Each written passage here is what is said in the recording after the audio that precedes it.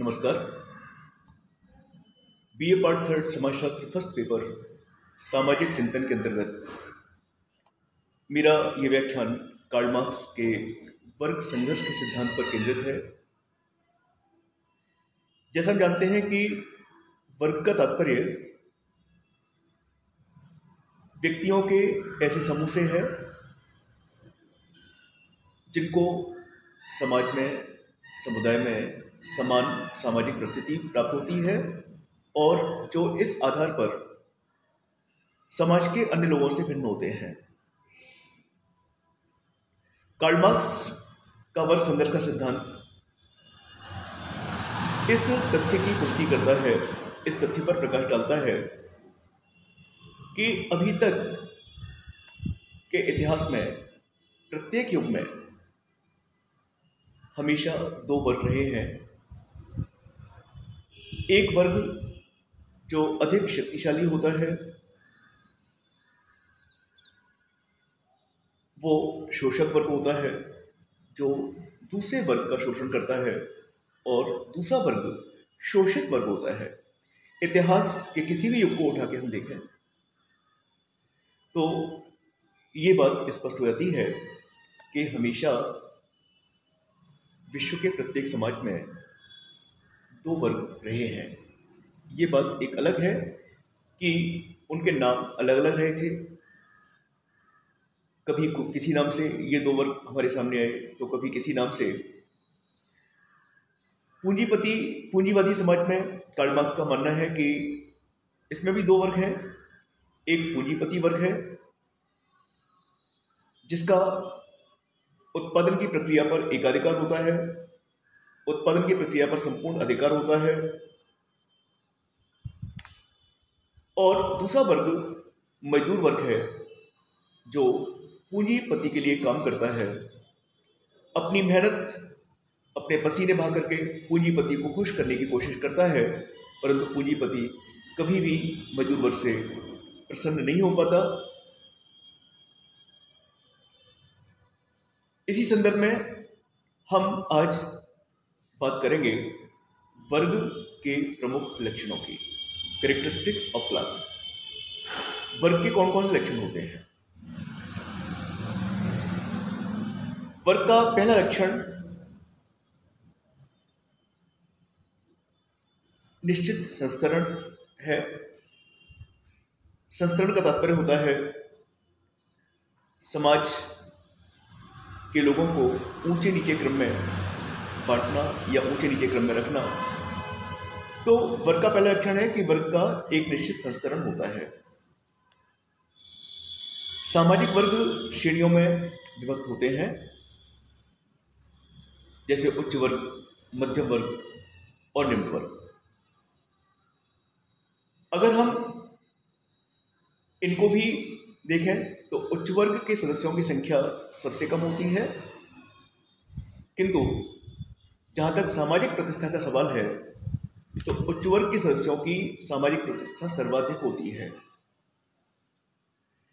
निम्न वर्ग के सदस्यों की संख्या अधिकतम होती है, परंतु निम्न वर्ग के सदस्यों की सामाजिक प्रतिष्ठा ना के बराबर होती है। और आर्थिक स्थिति कमजोर होने के कारण उच्च वर्ग और निम्न वर्ग के सदस्य आपस में एक दूरी बनाकर रखते हैं। उच्च वर्ग के सदस्य कभी भी निम्न वर्ग के सदस्यों के साथ में घुलना मिलना नहीं चाहते और ना उनके साथ किसी प्रकार की अपने जीवन को शेयर कर पाते हैं। तो ये सिर्फ एक आर्थिक असमानता के कारण दोनों वर्गों में भेद और दोनों वर्गों में एक सामाजिक दूरी देखी जा सकती है। तो वर्ग का पहला लक्षण होता है एक निश्चित संतरण होता है। वर्ग का दूसरा लक्षण है वर्ग चेतनता अर्थात क्लास कॉन्शियसनेस। इसका ये मतलब है कि प्रत्येक वर्ग का सदस्य अपने वर्ग के बारे में पूर्णतः चेतन होता है। वो ये जानता है कि वो किस वर्ग का है, वो ये जानता है कि उसे अपने वर्ग के सदस्य के रूप में क्या काम करना है और क्या काम नहीं करना है। तो सामाजिक वर्ग के सदस्यों में वर्ग चेतनता पाई जाती है, क्लास कॉन्शियसनेस पाई जाती है, और ये कॉन्शियसनेस ही वर्ग के सदस्यों के व्यवहार को निश्चित करती है।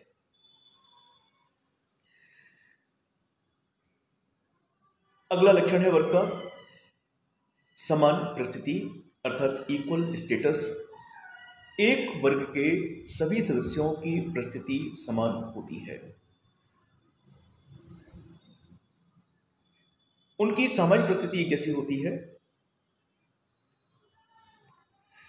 चाहे वो संपत्ति की बात करें हम लोग, राजनीतिक महत्व की बात करें हम लोग, लेकिन उनकी परिस्थिति एक जैसी होती है। वर्ग की अगली विशेषता है श्रेष्ठता और हीनता की भावना। जैसे हम जानते हैं कि समाज में दो वर्ग होते हैं। शोषक वर्ग के सदस्य अपने आप को शोषित वर्ग के सदस्यों से श्रेष्ठतर मानते हैं, अधिक श्रेष्ठ मानते हैं, और इसलिए वो उनके अंदर श्रेष्ठता की भावना कूट कूट के भरी होती है। और शोषित वर्ग के सदस्य अपने आप को हीन मानते हैं क्योंकि उनकी आर्थिक स्थिति कमजोर होती है और वो जानते हैं कि उनको केवल कड़ी मेहनत करनी है। तो श्रेष्ठता और हीनता की भावना वर्ग की अगली विशेषता है, अगला लक्षण है। वर्ग के अगले लक्षण के रूप में प्रतिबंधित सामाजिक संबंध। चूंकि उच्च वर्ग और निम्न वर्ग आर्थिक आधार पर एक दूसरे से दूरी बनाकर रखते हैं, तो उनके बीच जो संबंध है वो भी प्रतिबंधित होते हैं। अर्थात उच्च वर्ग के सदस्य अपने संबंधों को केवल उच्च वर्ग के सदस्यों तक ही सीमित रखते हैं और निम्न वर्ग के सदस्य अपने सामाजिक संबंधों को निम्न वर्ग के सदस्यों के साथ पनपने वाले संबंधों तक सीमित रखते हैं। वर्ग का अगला लक्षण है मुक्तता और स्थानांतरण। इसका यह मतलब है कि जिस प्रकार जाति का आधार जन्म होता है, जन्म के आधार पर व्यक्ति को किसी किसी खास जाति का सदस्य माना जाता है, वर्ग में ऐसा नहीं होता। वर्ग का आर्थिक आधार होता है, व्यक्ति की आर्थिक स्थिति ये निश्चित करती है कि व्यक्ति किस वर्ग में सम्मिलित है, किस वर्ग का सदस्य है। तो यदि व्यक्ति की आर्थिक स्थिति पहले की तुलना में अधिक अच्छी होती है, अच्छी हो जाती है अचानक, तो वो निम्न वर्ग से उच्च वर्ग में आ सकता है। इसके विपरीत यदि व्यक्ति पहले उच्च वर्ग का है और वो अचानक निर्धन हो जाता है, उसके आय के स्रोत समाप्त हो जाते हैं या कम हो जाते हैं, तो वो उच्च वर्ग से निम्न वर्ग में भी सम्मिलित हो सकता है। तो वर्ग का अगला लक्षण है मुक्तता और स्थानांतरण। इसके बाद संबंध स्थापन, स्टेबिलिटी ऑफ रिलेशंस, ये वर्ग का अगला लक्षण है। इसका तात्पर्य है कि प्रत्येक वर्ग के सदस्यों में आपस में संबंधों में स्थायित्व पाया जाता है, क्योंकि प्रत्येक वर्ग के सदस्य वर्ग चेतनता की भावना से ओतप्रोत होते हैं और वो आपस में घनिष्ठ रूप से जुड़ जाते हैं, एक दूसरे की फीलिंग्स को, एक दूसरे को समझते हैं और इस प्रकार उनके संबंधों में स्टेबिलिटी पाई जाती है। उप संस्कृति वर्ग का अगला लक्षण है, अर्थात प्रत्येक वर्ग की एक उप संस्कृति होती है। वर्ग का आर्थिक आधार होता है, ये अगला लक्षण है वर्ग का। मैंने पहले भी कहा कि व्यक्ति की आर्थिक स्थिति हमेशा एक सी नहीं रहती। हो सकता है कि जन्म के समय या व्यक्ति का जन्म एक उच्च वर्ग के परिवार में हुआ हो, लेकिन ये आवश्यक नहीं कि वो जीवन भर उच्च वर्ग का सदस्य बना रहे। अगर वो व्यक्ति आगे चल कर के आर्थिक स्रोतों को बनाए रखने में, मेंटेन करने में असमर्थ रहता है, यदि वो दिवालिया हो जाता है, यदि वो निर्धन हो जाता है तो उस स्थिति में